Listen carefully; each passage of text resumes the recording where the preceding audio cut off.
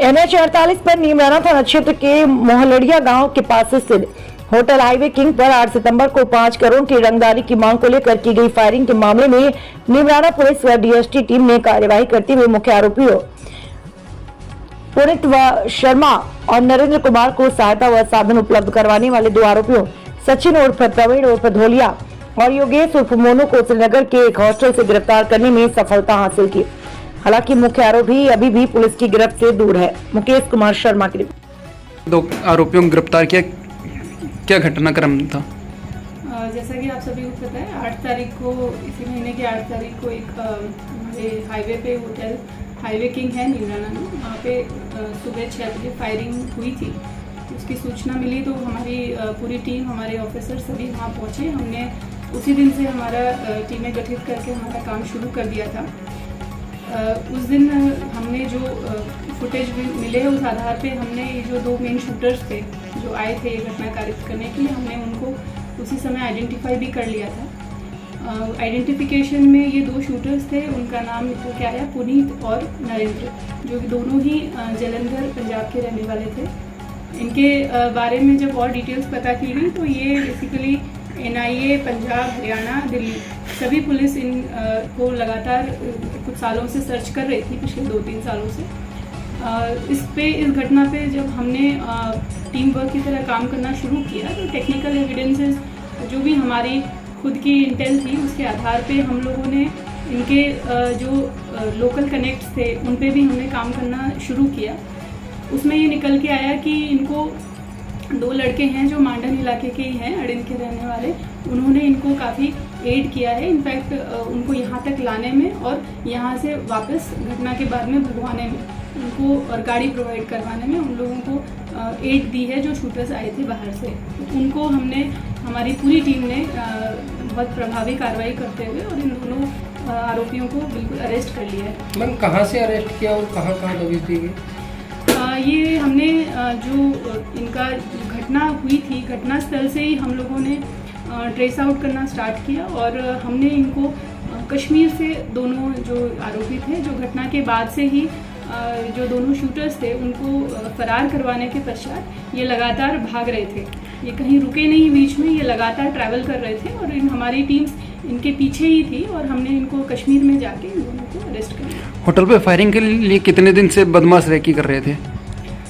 ये अभी हम इनसे इंटरोगेशन कर रहे हैं डिटेल, बट ये बेसिकली ये है कि कुछ 15-20 दिन पहले से इनकी प्लानिंग प्लॉटिंग शुरू हो गई थी। बट फिर भी हम अभी क्योंकि हमने इनका PC रिमांड लिया है 9 दिनों का, तो अभी हम इनके बारे में और किस तरीके से प्लानिंग की गई, कहाँ प्लानिंग हुई, गाड़ी कहाँ से आई, हथियार कहाँ से आए, ये सब जो भी डिटेल्स हैं केस से रिलेटेड उसके बारे में हम इन्वेस्टिगेशन कर रहे हैं। तो जो फायरिंग और रंगदारी की घटना है ये गैंग के सरगना खुद करवाई है अन्य माध्यम में कोई? आपको पता है जैसा उसी टाइम भी आपको बताया गया था मीडिया को भी कि जब ये घटना हुई थी उस समय जो शूटर आए थे उनमें से एक शूटर ने काउंटर पे एक स्लिप छोड़ी थी जिसपे कौशल गैंग का नाम लिखा हुआ था। तो बिल्कुल ये गैंग इसी गैंग का ही काम है, ये हमने उनको कनेक्ट कर लिया है इस चीज़ से। तो आगे जो भी इसमें और आरोपी होंगे उनको हम बिल्कुल इस मामले में जल्द ही अरेस्ट करके लेके। तो क्या गैंग क्षेत्र में अपने पैर पसारने के लिए कार्य कर रही है, किस तरह से? ये अपने यहाँ पे इस गैंग का पहले कोई ऐसा बैक ट्रैक नहीं है और ये जो घटना हुई है इस पे भी क्योंकि पुलिस बिल्कुल अलर्ट है।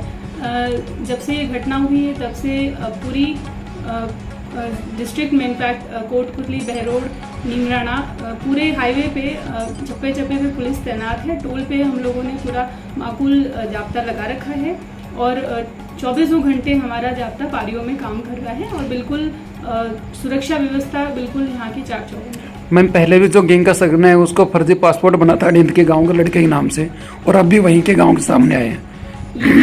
हमने जब इस गैंग के बारे में जब हमने काम करना शुरू किया क्योंकि ये गैंग पहले यहाँ पे इतनी एक्टिव नहीं थी, तो जब हमने इसके बारे में काम करना शुरू किया तब ये चीज़ हमारे सामने आई थी निकल के कि पहले भी एक अड़िन गांव के ही एक विनय नाम के आदमी ने इसका फर्जी पासपोर्ट बनवाया था। उस मामले में क्या मुकदमा भी दर्ज हुआ और दोनों अरेस्ट भी हुए थे। जो विनय है जो अड़िन का रहने वाला था वो उसकी मृत्यु हो गई।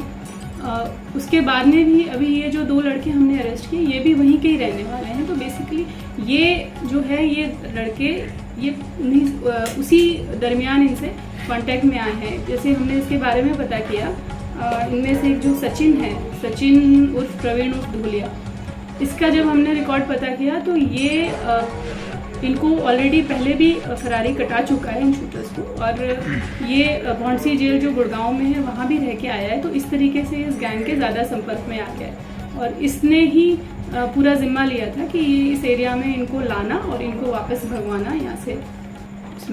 तो क्या लोकल बदमाशों ने रेकी को पूरा अंजाम दिया, ऊपर तक ये बातें पहुंचाई? हाँ बिल्कुल, हम जैसे मैंने आपको पहले बताया है कि हम इसमें लोकल लेवल पे जो भी इन्वॉल्व हैं लोग, उनसे लेकर और दूसरे स्टेट में जो भी बैठे हैं मेन शूटर्स हैं या इनके और भी कनेक्ट्स हैं, क्योंकि हम ये चाहते हैं कि ये गैंग जो है अब इसका बिल्कुल जड़ से हम इसको ख़त्म करना चाहते हैं। तो इनके जो भी लोकल कनेक्ट्स हैं उन पे भी हम काम कर रहे हैं माइन्यूटली। जो भी एक भी व्यक्ति जो इनको किसी भी तरीके से शेल्टर दिया है, भगाने में मदद की है या और किसी तरीके से हेल्प की है, तो उनको बिल्कुल हम इस मामले में धीरे धीरे अरेस्ट कर लेंगे। Thank you.